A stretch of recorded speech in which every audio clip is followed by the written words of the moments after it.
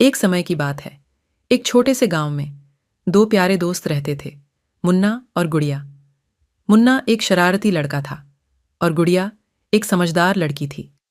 दोनों हमेशा साथ में खेलते और नए नए खेल खोजते। एक दिन वे गांव के पास के जंगल में खेलने गए।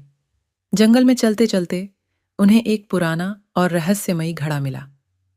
मुन्ना ने तुरंत घड़े को उठाया और कहा, गुड।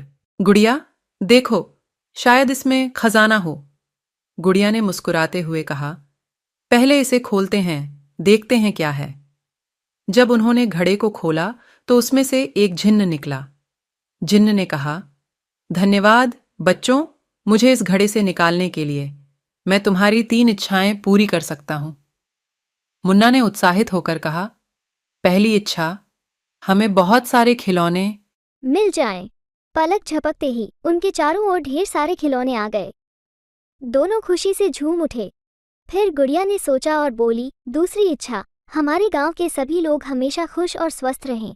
जिन ने अपनी उंगली चटकाई और कहा, तुम्हारी इच्छा पूरी हुई। अब बारी थी 30।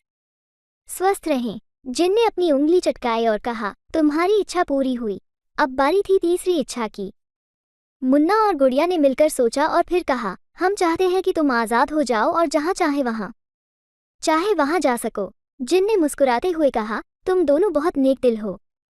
तुम्हारी यह इच्छा पूरी हो गई है। जिन ने धन्यवाद कहा और आसमान में उड़ गया। मुन्ना और गुड़िया ने अपने खिलौने उठाए और खुशी खुशी घर लौट आए। उन्होंने अपने दोस्तों को जिन की कहानी सुनाई और सब मिलकर खेले।